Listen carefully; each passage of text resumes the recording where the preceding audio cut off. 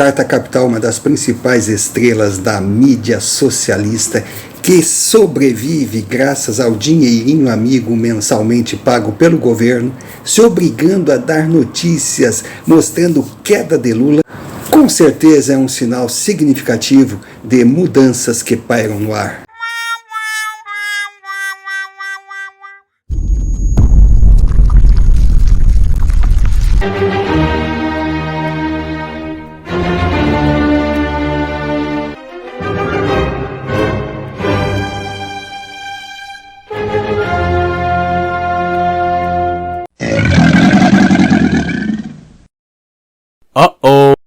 Homem armado com faca no meio da multidão onde estava Bolsonaro num evento em Não Me Toque no Rio Grande do Sul. Sair atirando para todos os lados, apontando culpados, falando de atentado, leviandade pura. Não se descarta a possibilidade do adereço fazer parte da indumentária da rotina do cidadão, considerando que é uma cidade agrícola no interior do Rio Grande do Sul. Mas o mínimo que se espera é uma investigação séria e detalhada, não o circo que armaram em torno de Adélio Bispo. Chega dessas convenientes coincidências quando é em favor do PT. Esquerda diante de um drama, o desmoronar da sua muralha intransponível. O sistema aparelhado vai perdendo aquela imagem de bloco impossível de ser combatido. Tudo em doses homeopáticas. Um sinal aqui, um sinal ali, um sinal acolá. Esquerda. A esquerda aos poucos vai perdendo aquela confiança de poder absoluto porque vê a sua muralha ideológica intransponível construída por um sistema aparelhado aos poucos mostrar pequenas arestas. Claro, ainda não é um portão para que a oposição possa entrar, mas aos poucos a coisa vai crescendo. Sinais em doses homeopáticas, derrotas por muitos consideradas insignificantes e analisadas de forma isolada.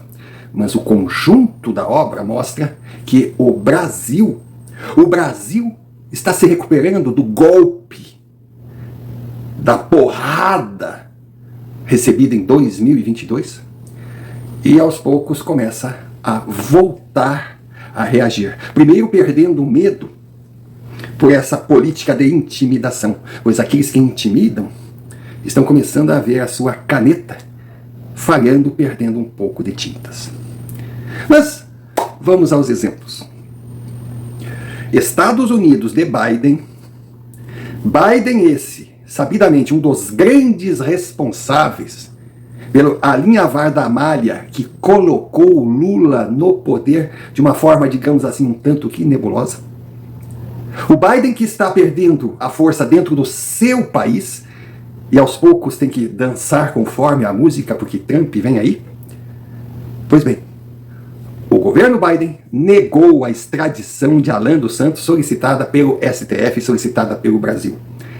Isso é uma derrota diplomática a ser considerada. Nicolas Ferreira, um menino prodígio da direita, ganhou a presidência do Comitê de Educação, da Comissão de Educação do Parlamento Brasileiro. A esquerda pirou, vocês sabem o que significa?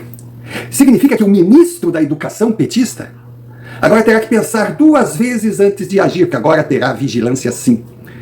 E essa história de vocabulário neutro, de doutrinação nas escolas, de inversão de valores, de livros absurdos com um palavreado e discutindo temas acima da capacidade de absorção das crianças, isso tudo vai ser combatido. A coisa não vai correr solta do jeito que eles imaginavam.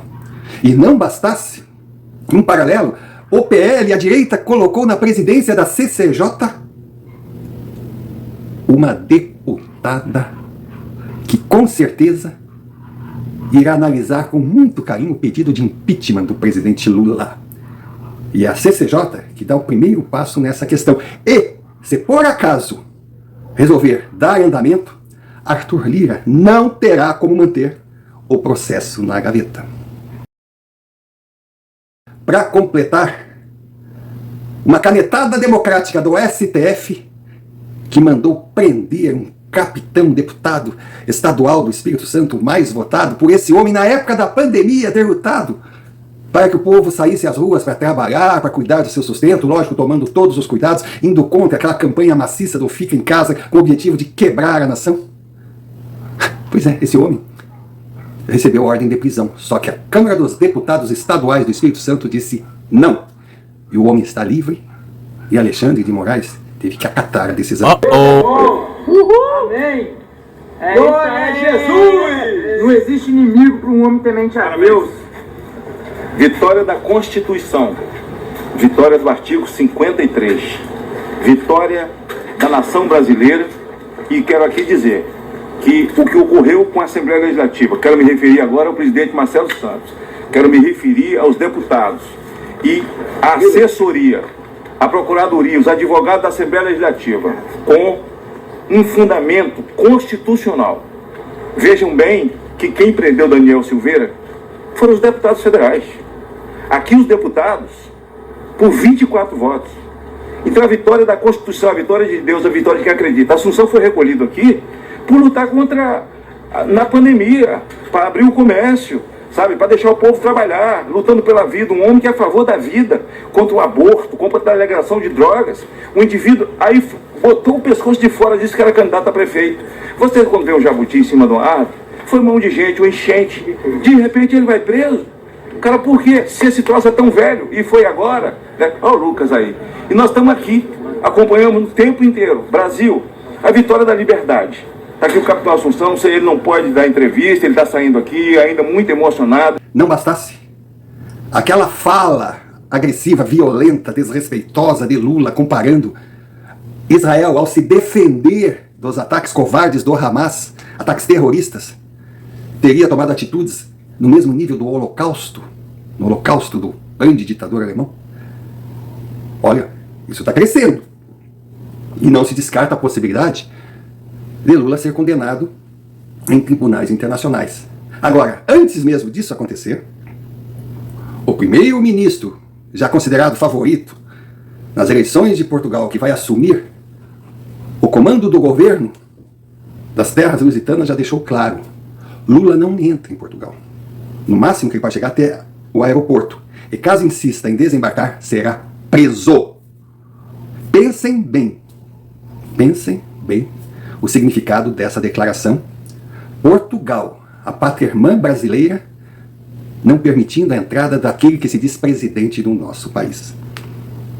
E outra, esse namoro de Lula com Maduro e outros ditadores pode levar o presidente brasileiro a ser julgado por cumplicidade em tráfico internacional. Já imaginaram o Brasil ter um presidente que não possa sair do país, pois se botar o pé lá fora, será preso? Ele estava preso aqui e uma canetada anulou tudo. Só que lá fora não tem canetada. Então a pressão vindo de fora para dentro. E a pressão começando a crescer aqui. Olha, analistas dizem assim com muita cautela. Por enquanto, Lula continua forte, está no poder, gastando o que não tem. A dívida brasileira, já contando os juros futuros, o que vem por aí. Quando Lula assumiu, estava em 494 bilhões de reais. A dívida astronômica que todo o país tem. Só que depois de um ano, seu governo chegou a 1 trilhão. Uma hora vai estourar.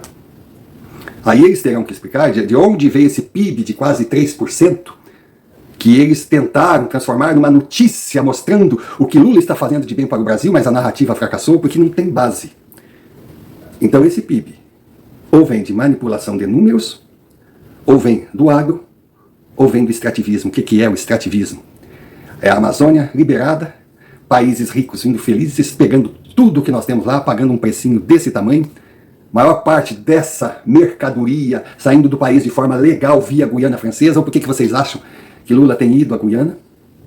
E trazendo números positivos, mas que significam só prejuízo. Que nós estamos acabando com as nossas reservas naturais. E um dia o poço seca. Não é possível. Mesmo a Amazônia tem suas limitações. Se o Chega vencer as eleições legislativas no próximo domingo, a 25 de abril de 2024, eu quero vos dizer uma coisa. O senhor Presidente do Brasil, Luiz Inácio Lula da Silva, não vai entrar em Portugal. E nós não vamos deixar que entre em Portugal.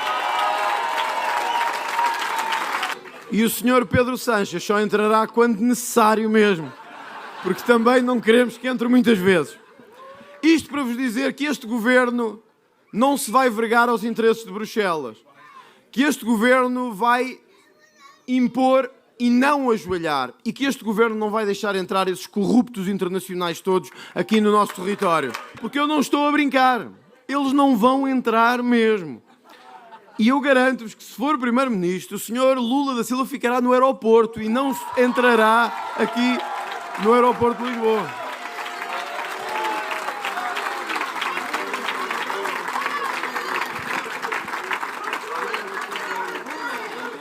Se insistir, vai para uma cadeia, mas ele já sabe o que é isso também, não será uma grande novidade para ele. E aos poucos surgem, claro, aquelas coisas, aquelas notícias sensacionalistas. O governo está se associando ao tráfico para poder buscar no tráfico o dinheiro que precisa para manter a sua mordomia. Isso aí já é outro campo. Mas que terá que explicar de onde tem um PIB positivo, um país que está sucateando a sua produtividade, a sua indústria, que o seu comércio está fechando. Um país que o povo está cada vez mais pobre, perdendo o poder aquisitivo, os preços indo lá em cima. Como pode um país desse apresentar números positivos? E essa narrativa, essa coisa de criar factóides e repetir até que tenha um contorno de verdade não pode mais ser usada, porque não surte mais efeito, porque eles colocam uma coisa, as redes sociais derrubam. Eles colocam outras nas redes sociais. Por isso que eles estão desesperados para tentar censurar as redes sociais, mas está cada vez mais difícil.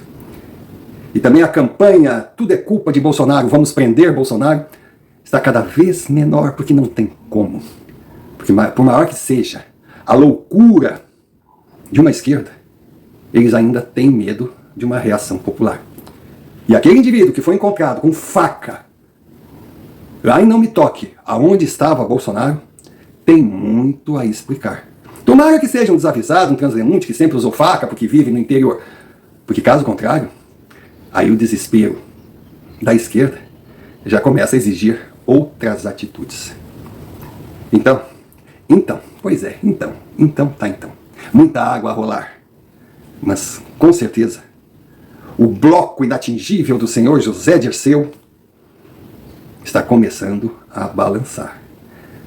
Pode se transformar numa torre de Pisa. Tortinha, mas que vira até uma atração turística? Pode. Mas se começar a inclinar, a queda hoje já não é nada assim tão longe da realidade. Então vamos dar tempo ao tempo, Brasil. Essa estrutura, essa passárgada socialista, onde é tudo para os amigos do rei e para o restante. Esmolas, migalhas ou prisão, perseguição caso seja oposição. Essa farra, essa fantasia, essa intenção até de transformar a América numa nova União Soviética, aos poucos vai virando utopia. O que não é nenhuma novidade. É que o socialismo ele se caracteriza por ideias utópicas muito bonitas na teoria, mas que não se tem como ser colocadas na prática, e que sabem como ninguém fazer uma campanha, conquistar o poder, mas quando chega lá mostra que não tem capacidade, habilidade ou intenção nenhuma de governar em favor do país e do povo que o elegeu. Então vamos esperar. O tempo está passando e está mostrando. Eles podem ser fortes, mas pela primeira vez em anos, o Brasil tem uma oposição.